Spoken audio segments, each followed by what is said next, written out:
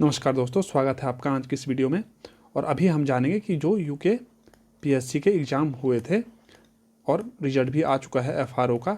तो एफआरओ का जो डॉक्यूमेंट वेरिफिकेशन यानी कि मुख्य परीक्षा हेतु पहले डॉक्यूमेंट वेरिफिकेशन आपका होगा, उसके बाद डॉक्यूमेंट वेरिफिकेशन के बाद फिर आपको एप्लीकेशन फॉर्म भरना पड़ेगा मेंस एग्ज़ाम का, और उसके बाद फिर आप मेंस एग्ज़ाम देने के लिए जा सकते हैं या मेंस एग्ज़ाम के लिए आप एलिजिबल हो जाएंगे। तो देख लेते हैं डॉक्यूमेंट वेरिफिकेशन में आपको कौन कौन से आपको डॉक्यूमेंट वहाँ पे शो करने हैं या भेजने हैं और किस प्रकार वह आपको भेजना है, तो वह भी हम आपके यहाँ पे बताने की कोशिश करेंगे। जैसा कि हो आप देख सकते हैं कि जो सहायक अभियोजन अधिकारी मुख्य परीक्षा हेतु शैक्षणिक आरक्षण आदि अभिलेखों की चेकलिस्ट बताई गई थी, जो एफआरओ का है वो तो अभी तक ऑनलाइन नहीं आया है कि किस प्रकार उनको डॉक्यूमेंट वेरिफिकेशन करना पड़ेगा, लेकिन मुझे लगता है कि इसी प्रकार आपका डॉक्यूमेंट वेरिफिकेशन होगा और इस प्रकार के डॉक्यूमेंट आपको उसमें देने की ज़रूरत होगी। तो विज्ञापन की शर्तानुसार वांछित अभिलेख एवं प्रमाण पत्र देख लेते हैं कौन कौन से हैं।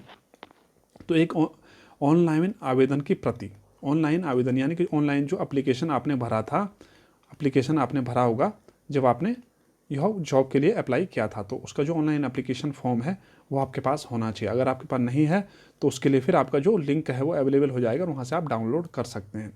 दूसरा है आपके हाई स्कूल की अंक तालिका यानी कि 10th की मार्कशीट, उसके बाद हाई स्कूल का सर्टिफिकेट, 10th का सर्टिफिकेट। कई लोगों के पास क्या है कि एक ही जो सर्टिफिकेट और मार्कशीट एक ही है, जो नए लोग होंगे, नए लोगों से मेरा मतलब है जिन्होंने शायद 2014-15 से आई थिंक ऐसा हुआ था कि उसके बाद फिर एक ही जो अंक तालिका यानी कि मार्कशीट और सर्टिफिकेट एक ही सर्टिफिकेट में मिल रहा था, एक ही कागज में, मतलब वो दोनों दिए जाते थे। तो इस प्रकार से उनको बस यही दोनों एक ही रखने हैं अपने साथ में, दोनों का काम वो करेगा। उसके बाद फिर आपकी 12th का मार्कशीट और 12th का सर्टिफिकेट। उसके बाद स्नातक उपाधि की प्रति यदि लागू हो। स्नातक उपाधि का मतलब है जो आपने ग्रेजुएशन किया है उसकी डिग्री आपको इसमें दिखानी पड़ेगी। उसके बाद स्नातक की अंक तालिका समस्त वर्षों और सेमेस्टर की।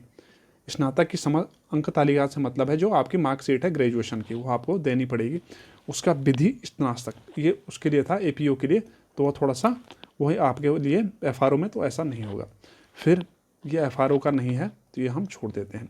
उसके बाद अधिमानी अहर्ता यानी कि एनसीसी का अगर आपके बी प्रमाण पत्र है या प्रादेशिक सेना में 2 वर्ष का न्यूनतम अवधि तक की सेवा का प्रमाण पत्र यदि लागू हो तो आपको वह जारी करना पड़ेगा। मतलब आपने ऑनलाइन एप्लीकेशन में अगर दिखाया होगा कि है तो आपको वह वहाँ पे देना पड़ेगा। उसके बाद SC ST OBC EWS आरक्षण संबंधी प्रमाण पत्र यदि लागू हो। आपने अगर किसी आरक्षण रिजर्वेशन कैटेगरी में, आपने रिजर्व कैटेगरी में अप्लाई किया है तो आपको वह डॉक्यूमेंट वहाँ पे शो करना पड़ेगा। उसके बाद आपको दिव्यांग जन हेतु विकलांगता प्रमाण पत्र, ठीक है, हैंडीकैप, आपको सर्टिफिकेट वहाँ पे शो करना पड़ेगा। पूर्व सैनिकों हेतु डिस्चार्ज प्रमाण पत्र, डिस्चार्ज सर्टिफिकेट आप अगर हैं, आपने एप्लीकेशन में भरा है तो आपको फिर डिस्चार्ज प्रमाण पत्र वहाँ पे जमा कराना पड़ेगा। उसके बाद स्वतंत्रता संग्राम सेनानी के आश्रितों हेतु प्रमाण पत्र भी आपको वह संलग्न उसमें कराना पड़ेगा। अनाथ बच्चों हेतु भी उसमें प्रमाण पत्र अगर आपने ऐसा कुछ किया है तो उसमें आपको संलग्न कराना पड़ेगा। ऐसा कुछ किया से मेरा मतलब है अगर आपने ऑनलाइन एप्लीकेशन फॉर्म में भरते वक्त ऐसा शो किया है तो आपको वह प्रमाण पत्र दिखाना पड़ेगा। उसके बाद आपका स्थायी निवास प्रमाण पत्र यानी कि डोमिसाइल आपको इसमें दिखाना पड़ेगा। दिखाना क्या पड़ेगा, आपको वहाँ पर जमा करना पड़ेगा।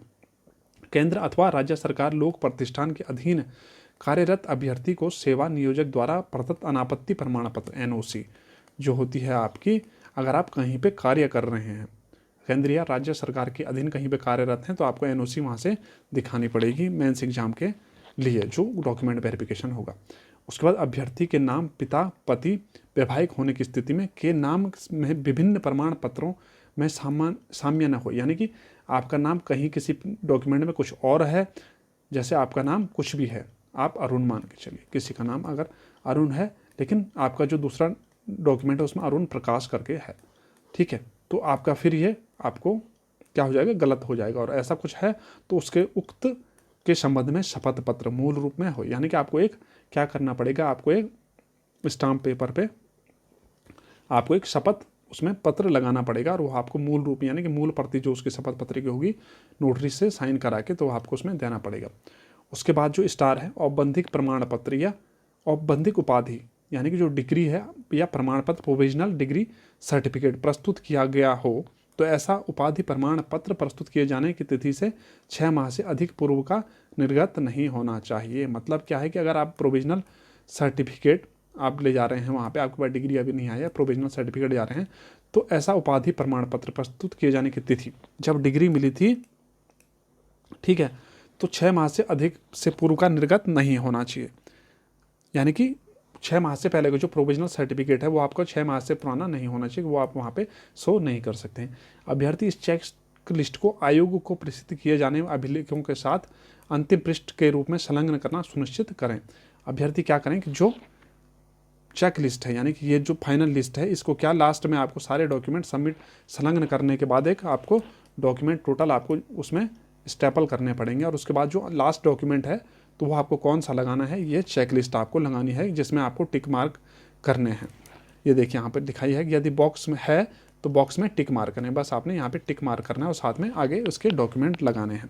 और आपने किस तरह यह भेजना है, तो ये देखिए यहाँ पे देख लेते हैं हम किस तरह आपने यह भेजना है। उक्त परीक्षा परिणाम में सफल घोषित अभ्यर्थियों द्वारा मुख्य परीक्षा हेतु ऑनलाइन आवेदन पत्र जिसमें अनुक्रमांक अंकित हो तथा अभिलेखों की चेकलिस्ट आयोग की वेबसाइट पर ukpsc.gov.in से डाउनलोड कर विज्ञापन के शर्तानुसार समस्त